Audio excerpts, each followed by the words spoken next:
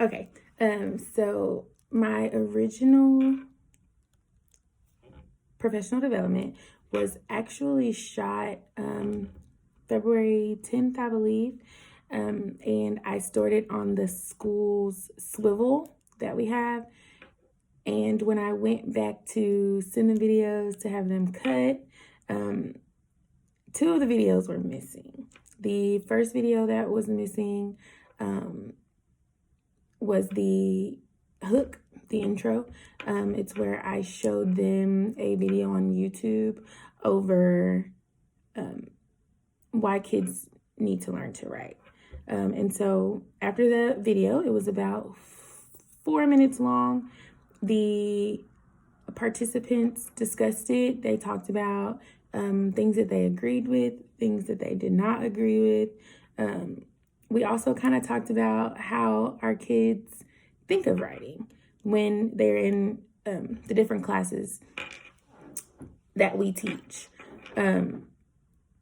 They talked about how the kids they just hate it. And we're not sure if it's a language barrier, if it's a way for them to get out of doing the work. We were unsure if it was because they just lack the skill and they aren't good at it, or if they think that writing is just academic and that they don't see the value in it otherwise. So we talked about those things, and then after we watched the video, which I will include somehow, after we watched the video, at the end, we also did an evaluation and a self-reflection, which was also deleted.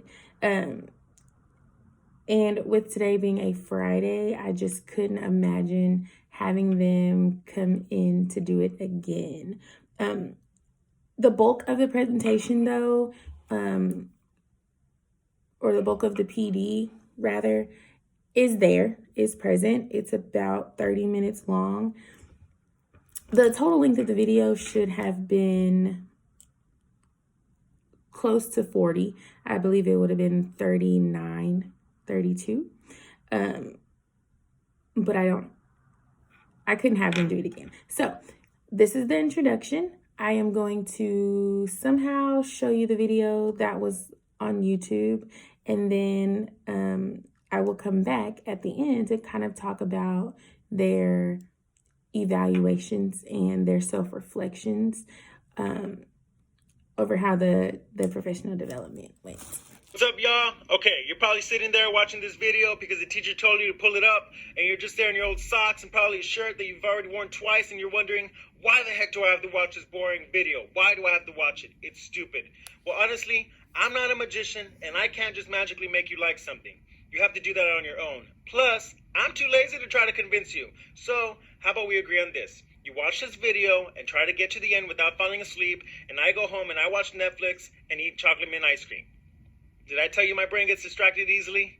Anyways, to the real topic, writing. Yes, before you throw up your morning Hot Pockets, let me say that word again. Writing. Dudes and dudettes, you all must learn how to write. And not just learn how to write, you should practice to become amazing. I know what you're thinking. Writing is boring. But guess what? So is a lot of other things.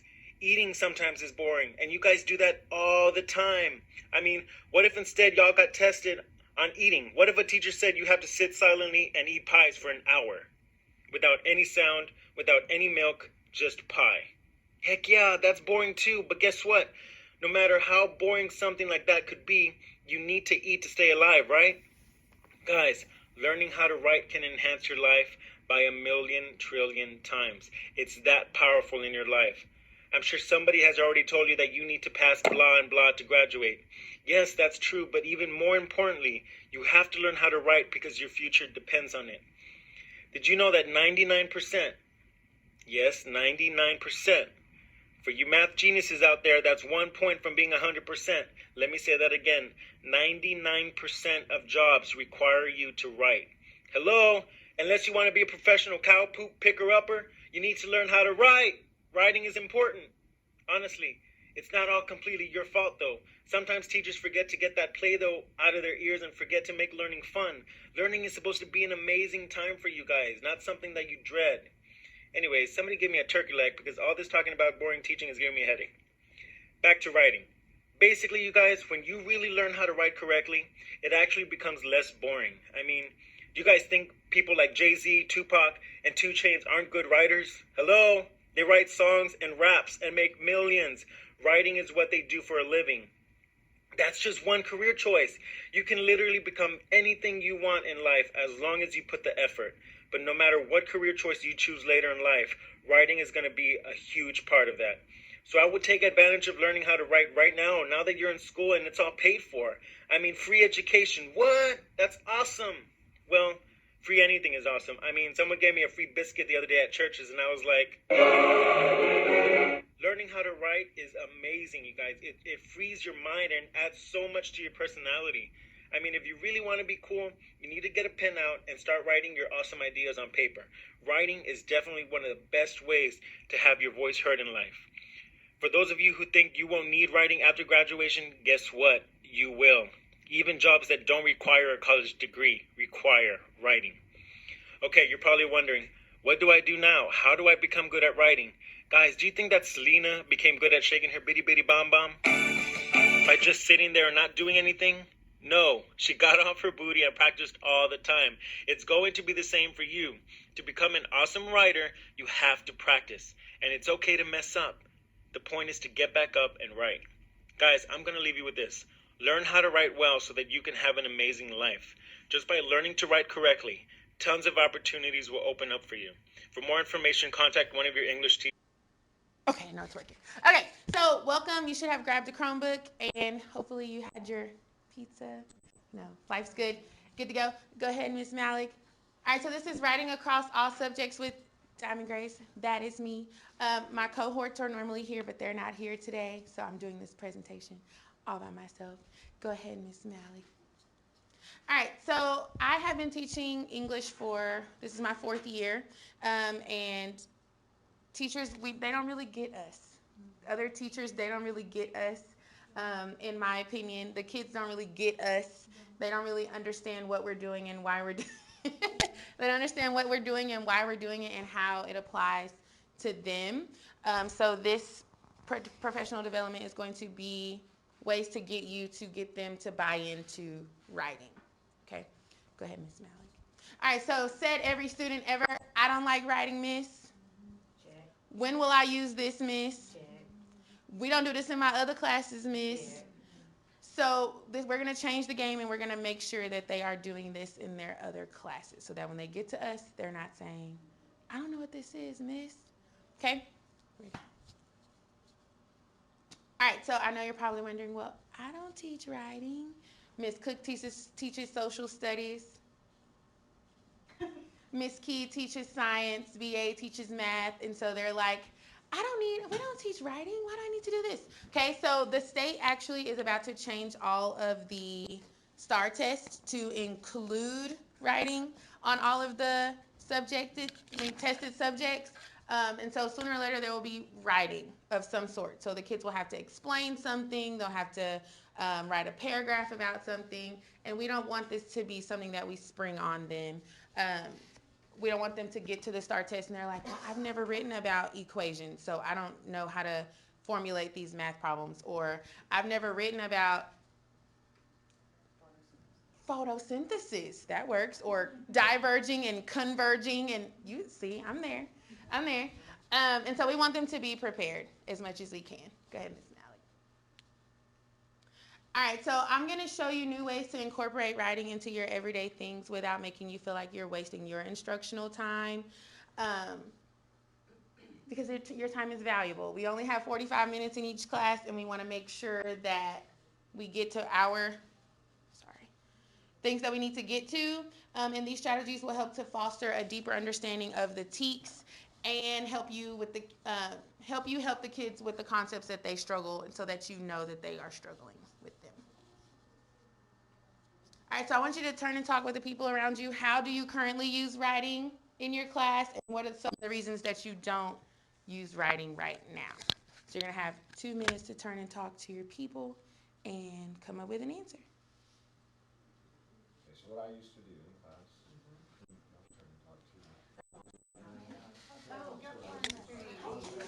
Yes, partners. we did a journal. It was just a simple question, but it was one to three sentences. Make it a full sentence. Long answer, sentence, but Oh, it's coming. one to three sentences, journal again, and it can be anything in the middle. But it was trying to be math related, like what did you learn today, be simple as that. But then, why we don't use it now, is because There's really not that many math dates is they have just to know. ABCD, so it's Yes. kind of hard to move away from. They have to be We don't have to familiar write the with opening. it. But now that we are, it's kind of a, okay, we should probably start. You probably should go back, yeah. By writing more often. I've actually done this for a long time. Uh-huh. And I was just telling Ms. Malik that it actually helped me a lot because I could see what the kids actually knew and didn't Right. know. Instead of just circling an answer and then moving on, yeah. And telling me why is that the right answer, why is that not the right answer, etc. I actually saw a huge improvement in my understanding of what they understood. And so it's really great for check for understanding when we're writing. I'd have them write at the end of the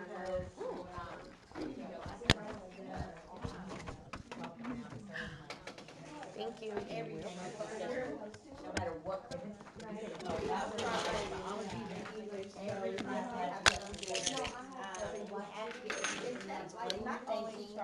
Explain your process, regular writing. All right, we have about 30 seconds. Good idea. That's not a discussion board. So, Not I discussion. really would like to see more subject areas doing that, because every class in college. I think in history it would be cool if they did more free writes. Is the writing part? Is that what you're talking about? Yeah. Discussion boards in every. Oh yeah, subject in discussion board. college. I'm currently doing discussion boards myself. Yes. So yeah.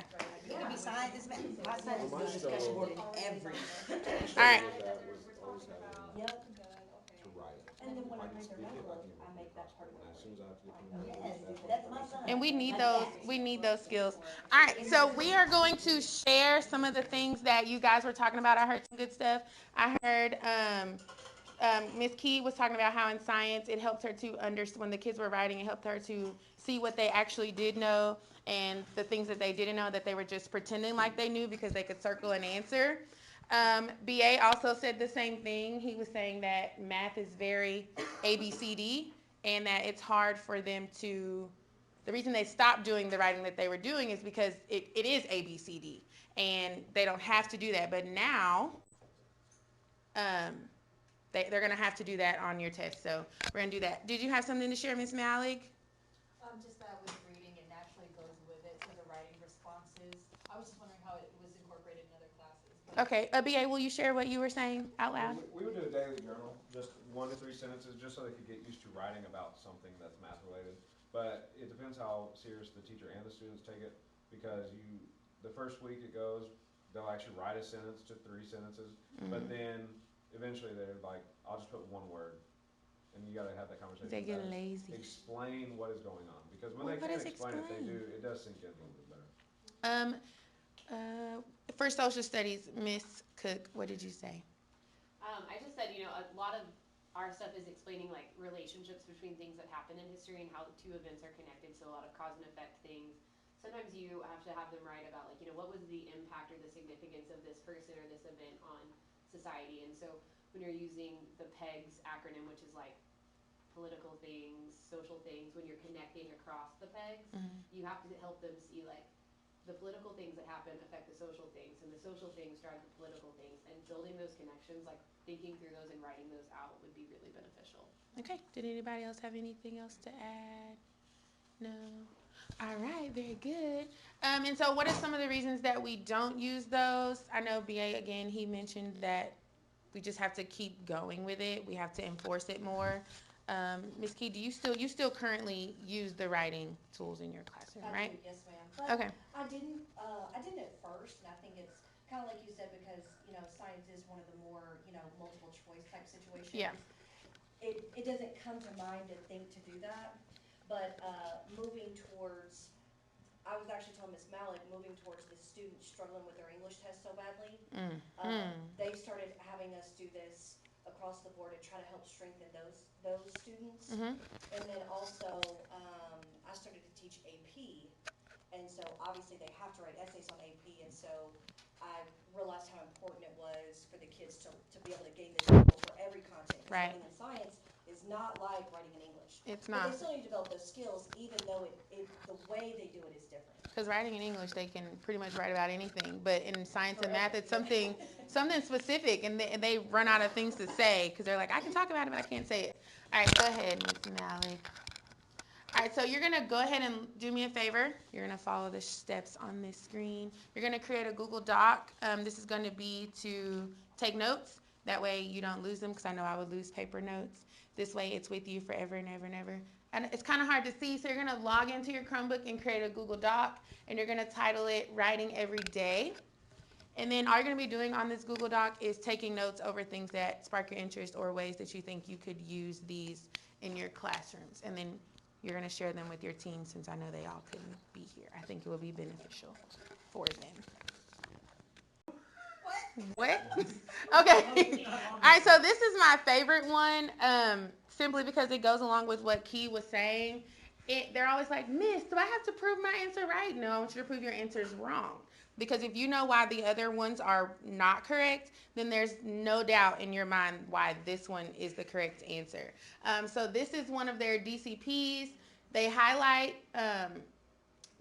what the question is asking them, and then they go back, and then they are to tell me, okay, A is wrong, and this is why. So A is wrong because, B is wrong because, C is wrong because, and this is how I know that the answer is D. So it's a justification. We call it justify your answer.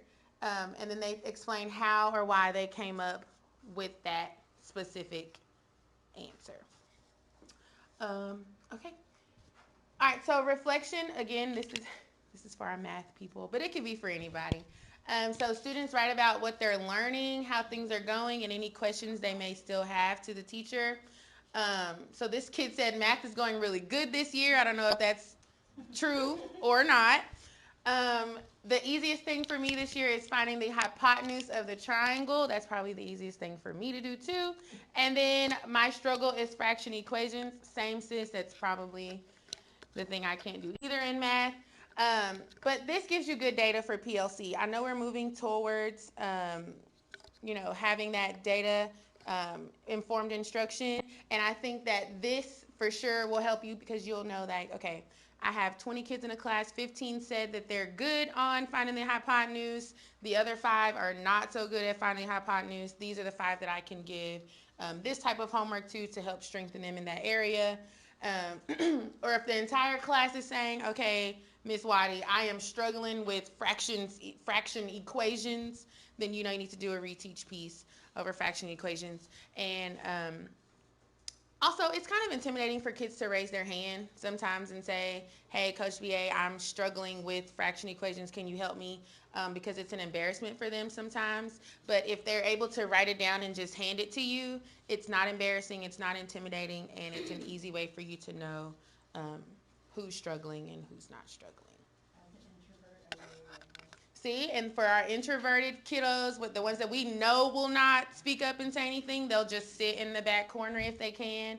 It's no pressure. It's just tell me what you know, what you don't know, and then we'll move on. Okay, find a partner. You're going to find a partner, and you're going to write a short story describing why Cheez-Its are no longer allowed. This is another one of my favorite ones to do. It's called Picture This. So what this looks like in your classroom is you can put a picture up of anything that you want. So for math, you can put a graph up, you can put an equation, you can do whatever you want. For science, you could put a volcano, you can put a moon phases, whatever you want to put up there. And then you project the picture on the screen and have students write about what they see, create a story, etc. So what you're going to do is, for the next 10 minutes, you and a partner are going to decide why, due to the incident on November 14th, Cheez-Its are no longer allowed in the cafeteria. Thank you for your cooperation. Okay? So you're going to have 10 minutes to come up with the most creative reason as to why Cheez-Its are no longer allowed in the cafeteria. There is a timer, and when that timer goes off, we will take time to share. Okay? 10 minutes, and action. I guess y'all are partners.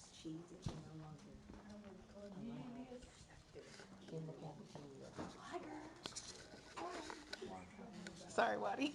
Because they're getting that orange, they're getting that orange stuff on their fingers and having to go to class. They're leaving orange fingerprints on them. Ooh. Oh, Cheetos. Cheese Oh, it. Cheetos. Oh, Cheez-It. Cheese it. Okay. Yes. This changes the whole thing. You could do that, or I was thinking they just like all. That's true. Trying to that figure it out, happens. and like no one could check them out. The literal part of me says, because it got crushed in me, There will be no cheeses. Done. Over. Sir, Creativity. Yes. there so you we go. got to Creative say we're gonna- writing. It's because they were doing some Cheez-It dicing in the hallway. Were they That's what I gambling said. with I the didn't know dice? They were gambling. They're like, I just think they're sitting there and they're like tossing them out, like Yeah, like- at each other. And like if they can get it to land, like, It's some type of food fight. yeah. Needs to be bigger. Think bigger. Cheez-It gambling? Is that enough? Also, we are focusing on writing, so make sure that you are either typing or writing this down so that you will have it to remember to share. They are. I'm looking at it. We'll use your left hand, Miss Waddy. You can follow me around in life. That's how I do my students. You know what they did? They was sniffing Cheez-It dust. I'm thinking too little. He was being literal too. I know. So Miss Waddy went with they were gambling No, with the now they're sniffing Cheez-It dust. they're sniffing. Ooh. That's good. Okay, Yeah. where who's the They're coming like around their who's their nose, supplier? like, Okay, it's who's like their all- supplier? You got to determine Somebody who's the started a rumor supplier. that if you snort Cheez-It dust, you can pass your DCPs. They would always be allowed in that cafeteria. They would definitely be allowed in the That's cafeteria. the only thing the school gives for tutoring snacks. Oh, that's true. See, that's true. You know? That's true. We're actually the dealer. That- We're the ones in charge of starting this. I love it already. Did you win already? Oh my God, I didn't even brainstorm yet.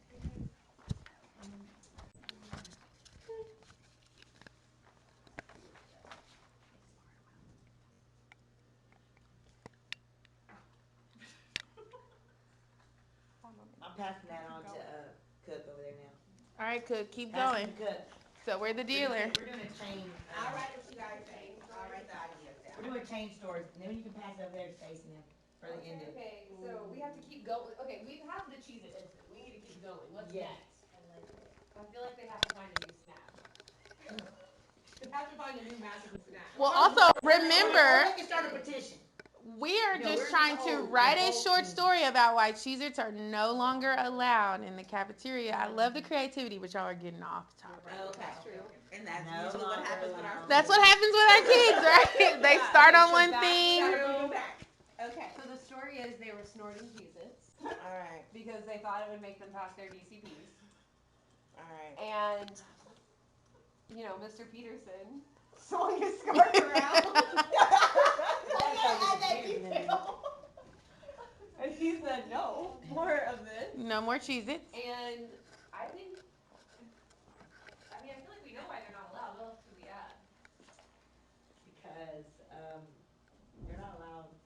But after the DAT meeting, we realized they weren't getting smart. That's It why. wasn't working. So we were encouraging this at first, Yes. and then after we realized, And parents have been complaining about their children having orange. Yeah. All over their faces and clothes.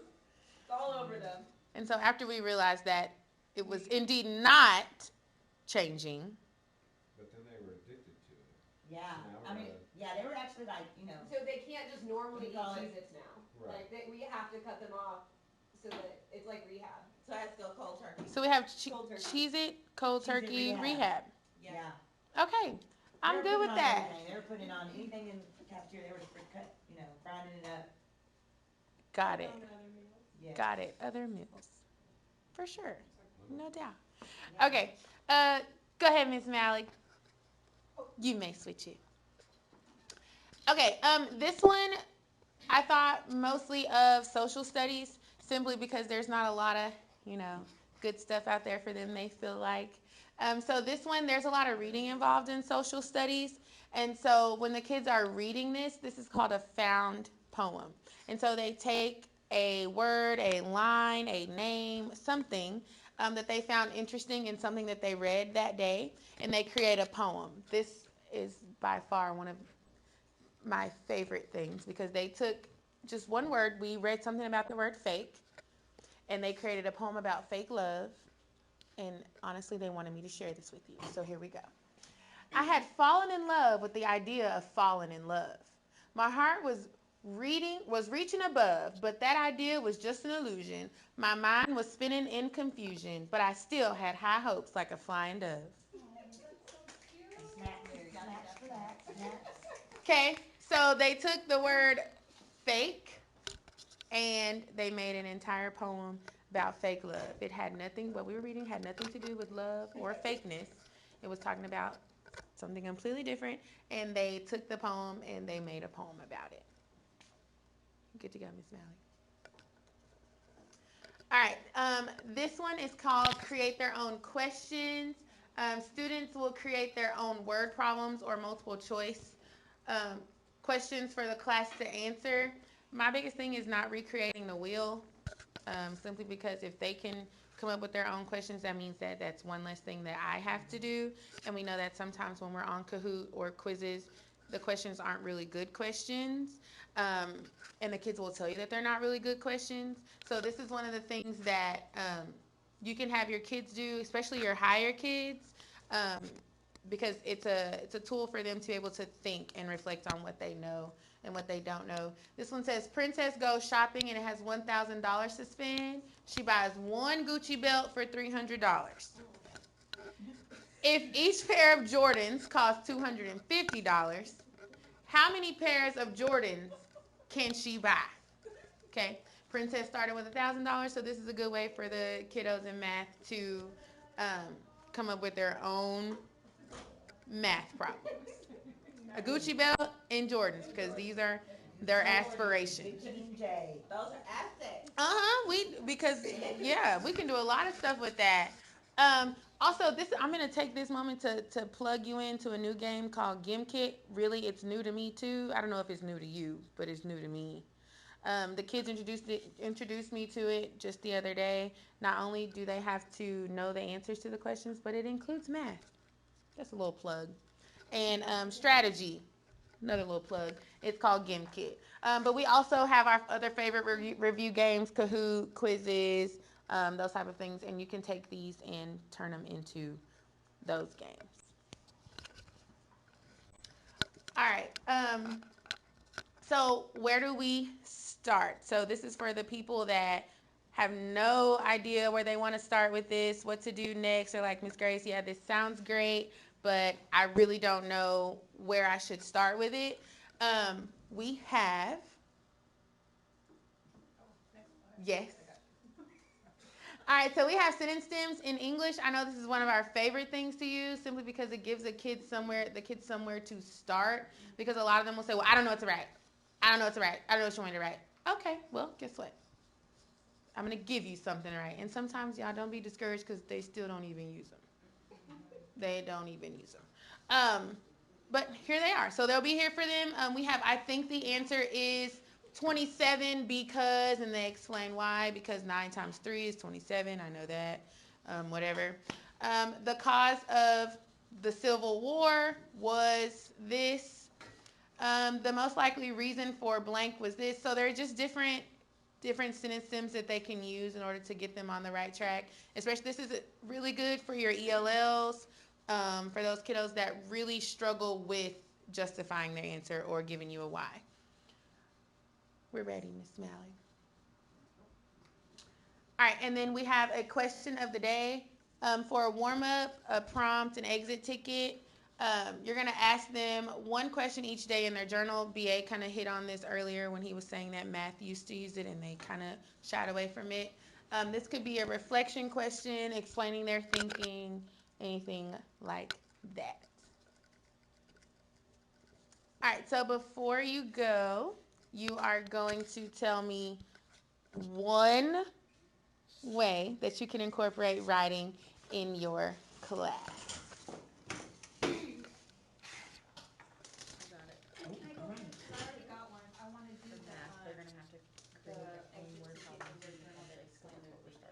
To explain their thinking, especially over the book club things that we're doing right now, right? Because I know some of them aren't even, they're not even. Verbalize what they're trying to say. For history, I liked the idea of using the found poetry stuff, just because I think they could come up with some cool stuff about social studies and citizenship and different people. And they're really creative. The kids really are. They are. I mean, they like Gucci belts and Jordans, but they also like other things. Yes. We talked about in math, we're about to start our financial literacy unit, and it's a lot of word problems for the kids, and so if we can get them to write their own, that can kind of help them see the key vocabulary they need to be looking out for when they're reading the questions. Very good. I like the idea of getting a vocabulary list together, and then they have to create their own story with vocabulary words. That's Because fun. for math, it is kind of hard to use those vocabulary words, but if they can create a story, and it doesn't have to be anything math related, as long as they use the terms. Miss Waddy. Mine is definitely gonna be discussion boards and having kids learn how to make appropriate comments and responses to those, other than saying, Cool. cool, great. Good great, job. Awesome, You're smart. yes, Maybe we Yes. can use our sentence stems for yes, discussion. and having sentence stems for those responses, there we go. The sentence stems for those responses. The last little plug that I want to include is that this year, I know everybody has to set a goal. Well, my goal for the last 2 years has been blended learning. And with this, these are really good tools to use for blended learning, especially if you want to get those. You can hit the next slide, Miss Mally. So I use them for blended learning. Those are when you do the station rotations, if you don't know what blended learning is. And if you can just have a couple of writing stations out there, they take a lot of the time. And so you have more time to conference with those lower babies that really are struggling with whatever subject that you're talking about. And we have been being beaten over the head with this aggressive monitoring thing. And so I'm going to use some of these strategies for aggressive monitoring.